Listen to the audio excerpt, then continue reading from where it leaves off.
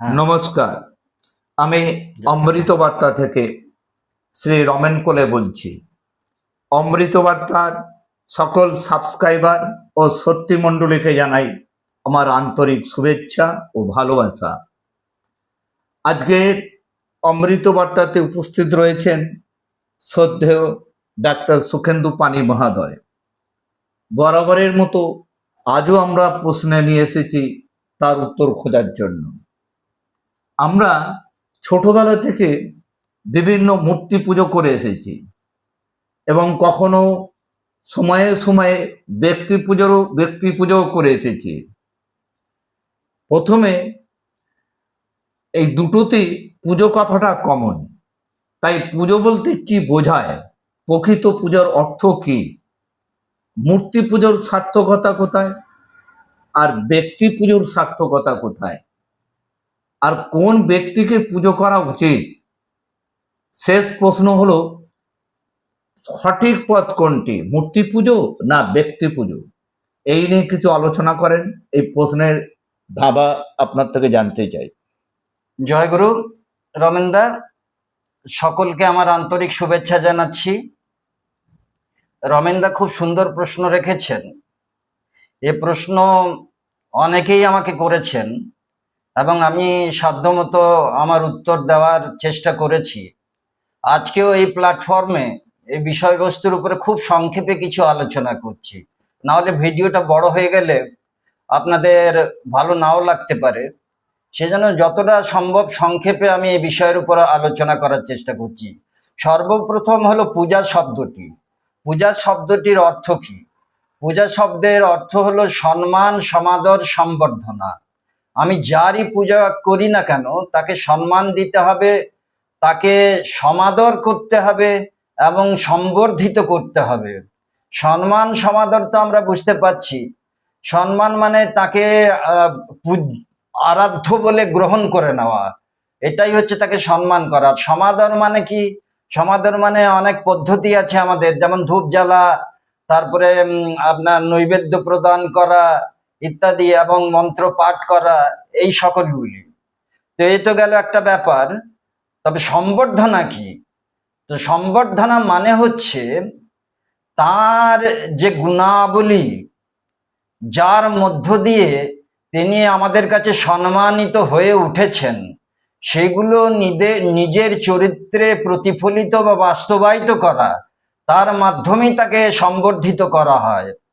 তো যাই হোক, মূর্তি পূজার কথা যে বললেন, আমরা বিভিন্ন দেব দেবতার পুজো করে থাকি। তাদের মূর্তি প্রতীক হিসেবে, বিগ্রহ হিসেবে প্রতিষ্ঠা করে আমরা আমাদের নিজেদের বাড়িতে বা মন্দিরে আমরা প্রতিষ্ঠা করি এবং প্রতিষ্ঠা করে সেখানে আমরা পুজো করে থাকি। তো এখন ব্যাপার হচ্ছে যে এই দেবতারা কারা, যাদের আমরা পুজো করে থাকি, যাদের মূর্তি পুজো করে থাকি আমরা, এই দেবতারা কারা?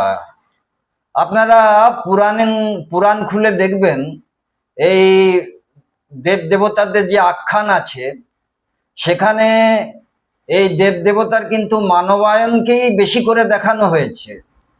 তারা যে মানব অতিরিক্ত কোনো অস্তিত্ব তা কিন্তু নয়। আপনারা পুরাণ ঘেটে দেখুন, সব দেব দেবতাকে মানুষ হিসেবে দেখানো হয়েছে। তাদেরও পরিবার আছে, তাদেরও সন্তান আছে, মানুষের মতোই তাদের ক্রিয়াকলাপ আছে।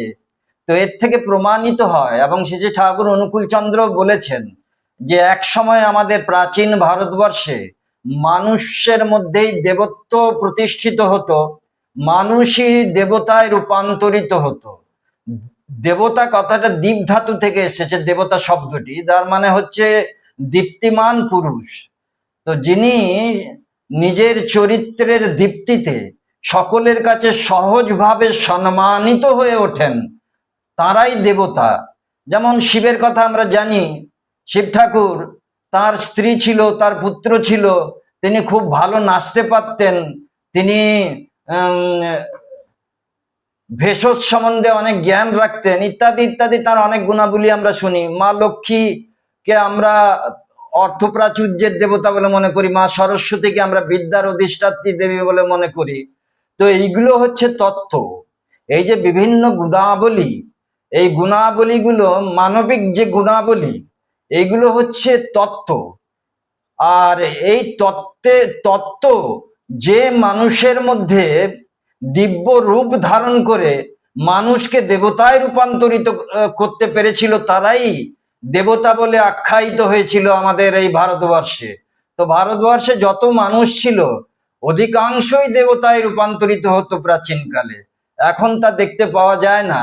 তো যাই হোক, আমরা যে মূর্তি পুজো করি, যেমন আমরা ধরুন আমাদের ঠাকুরদা বলুন, আমাদের পিতা যদি প্রয়াত হয়ে থাকেন, পিতামাতা প্রয়াত হয়ে থাকেন, ঠাকুমা প্রয়াত হয়ে থাকেন, তো আমরা তারও ছবি দেওয়ালে টাঙিয়ে সেখানেও আমরা প্রণাম করি এবং তাদেরকে সম্মান প্রদর্শন করি। তো সেই রকম মূর্তি পূজা করা মানেই হচ্ছে সেই গুণাবলীকে, সেই ঐতিহ্যকে, সেই কৃষ্টিকে সম্মান প্রদর্শন করা। এতে কি হয়, নিজেদের যে ঐতিহ্য, নিজেদের যে কৃষ্টি, সেই কৃষ্টির প্রতি শ্রদ্ধা আসে, শ্রদ্ধার ভাব জাগরিত হয় আমাদের মধ্যে। তো মূর্তি পূজার সার্থকতা এখানেই।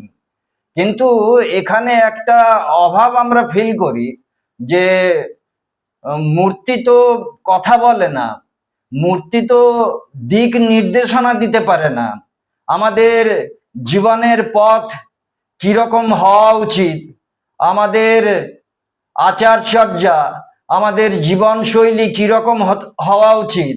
আমরা যখন বিপন্ন বা সংকটাপন্ন হয়েছি, তখন সেই বিপদ এবং সংকট থেকে মুক্ত হওয়ার পথই বা কি, তা কিন্তু এই মূর্তি কখনো আমাদের জানাতে পারে না। তো সেখানে আমাদের একজন ব্যক্তির প্রয়োজন হয়, একজন মহামানবের প্রয়োজন হয়, যিনি সকলের কাছে সহজভাবে দেবতা রূপে সম্মানিত হয়েছেন, আখ্যায়িত হয়েছেন, যার মধ্যে ভগবত্তা জলজল করছে, সেই রকম মানুষের প্রয়োজন হয়।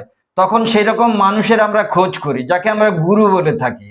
তো গুরু শব্দটিরও মানে হচ্ছে যিনি অন্ধকার থেকে আলোকে নিয়ে যান।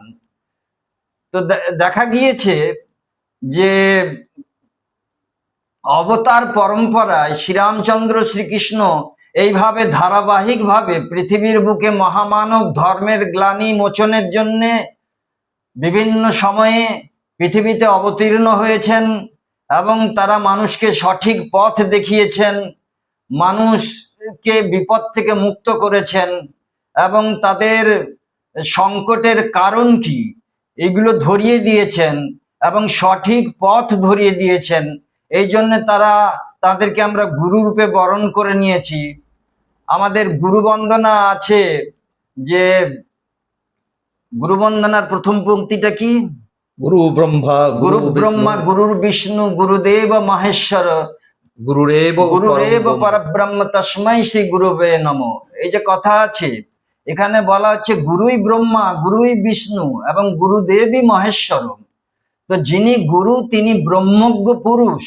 আর আমাদের শাস্ত্রে আছে ব্রহ্মবিৎ ব্রহ্মাইব ভবতি, মানে যিনি ব্রহ্মকে জেনেছেন তিনি ব্রহ্মেই লয় পেয়ে গিয়েছেন, ব্রহ্মেই রূপান্তরিত হয়ে গিয়েছেন।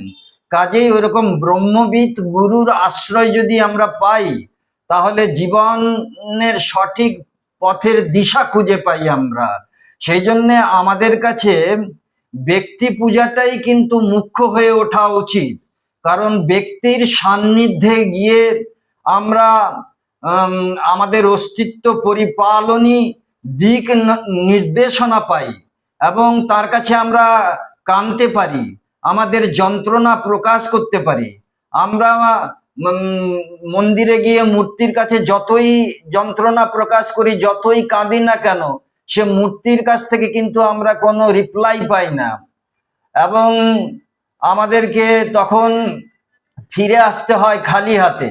কিন্তু আমরা ব্যক্তি, যাকে আমরা গুরু রূপে বরণ করে নিয়েছি, তার কাছে গেলে, আমরা তার কাছে কাঁদলে আমাদের মন হালকা হয় এবং তিনি আমাদের দিক নির্দেশনা দেন এবং বিপদ থেকে কিভাবে মুক্ত হওয়া যায় তার সঠিক পথ দেখান। এই জন্য ব্যক্তি, আমরা মানুষ তো, সেই জন্য মানুষ মোরা মোদের চাওয়া মানুষ ভগবান। কবি গানের মধ্যে দিয়ে বলেছেন, হেমকবি গানের মধ্যে দিয়ে বলেছেন, মানুষ মোরা মোদের চাওয়া মানুষ ভগবান। আমাদের কাছে ব্যক্তি পূজাই কিন্তু মুখ্য হয়ে ওঠা সঠিক পথ। উচিত, কারণ ব্যক্তির কাছ থেকে আমরা জীবনে চলার পথের যে নির্দেশনাগুলো এগুলো পাই এবং সেগুলোকে অনুসরণ করে তোলার চেষ্টা করি। তিনি আমাদের উৎসাহিত করেন, মোটিভেটেড করেন, আর তার প্রেরণায় আমরা খুব সহজভাবে আমাদের পথ চলা খুব সহজসাধ্য হয়ে ওঠে। তো আমরাও গুরুরূপে শ্রী ঠাকুর অনুকূল চন্দ্রকে পেয়েছি, তার জীবন দর্শন পেয়েছি, এবং তার জীবন দর্শনকে অনুশীলনের মাধ্যমে আমরা আমাদের চরিত্রে রূপায়িত করে তোলার চেষ্টা করছি।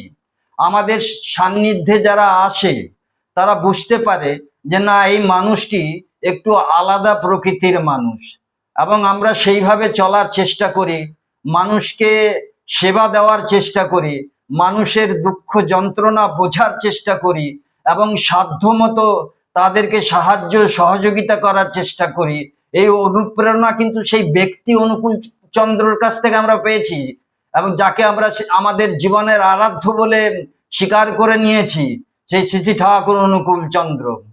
তো এর থেকে আমি বলতে পারি যে আমাদের মন্দিরে যে বিগ্রহ মূর্তি আমরা স্থাপন করেছি তার প্রতি অবশ্যই আমাদের শ্রদ্ধা এবং সম্মান থাকবে, কারণ আমাদের ঐতিহ্য এবং কৃষ্টির ধারাবাহিকতা বজায় রাখতে হলে আমাদের এই যে বিভিন্ন দেব দেবতা আছে তাদের আমাদের সম্মান প্রদান করতে হবে, তাদের সমাদর করতে হবে। কিন্তু আমাদের যদি নিজেদের চরিত্রকে উন্নত করতে হয় এবং জীবনের উত্তরণের জন্যে, জীবনের বিবর্তনের জন্যে আমাদের ব্যক্তির প্রয়োজন আছে, জাজল্যমান ব্যক্তিত্ব সম্পন্ন মানুষের সান্নিধ্যের প্রয়োজন আছে, এবং তার চরণ প্রান্তে বসে শিক্ষা গ্রহণের প্রয়োজন আছে। এইটুকুই বলে আজকের মতো আলোচনা এখানেই থামাবার চেষ্টা করছি। বলতে গেলে আরো অনেক সময় অতিবাহিত হয়ে যাবে, ভিডিওটি বড় হয়ে যাবে, আপনারা বোর ফিল করবেন। এই বিষয়বস্তুর উপর আপনাদের যদি কোনো প্রশ্ন থাকে তাহলে কমেন্টে জানাবেন, তাহলে আমরা পরবর্তীকালে সেই বিষয়ে আলোচনা করার চেষ্টা করব। ভালো থাকবেন সকলে। জয় গুরু। জয় গুরু। আপনারা এতক্ষণ ব্যক্তি পুজো বনাম মূর্তি পুজো ডিটেলস আপনারা দেখলেন। আমরা শ্রী শ্রী ঠাকুরের থেকে জেনেছি সব দেবতার সমাহারে পুরুষোত্তমের আবির্ভাব। তো পুরুষোত্তম, যুগ পুরুষোত্তম হচ্ছেন শ্রী শ্রী ঠাকুর অনুকূল চন্দ্র। আমরা যদি শ্রী শ্রী ঠাকুর অনুকূল চন্দ্রের আরাধনা করি, পূজা করি, তার মধ্য দিয়ে সমস্ত দেবতার পূজা হয়ে যাবে। তাই আপনাদের যদি ভিডিওটি ভালো লাগে আপনারা অনেক অনেক শেয়ার করবেন, সাবস্ক্রাইব করবেন আর লাইক করবেন। জয় গুরু।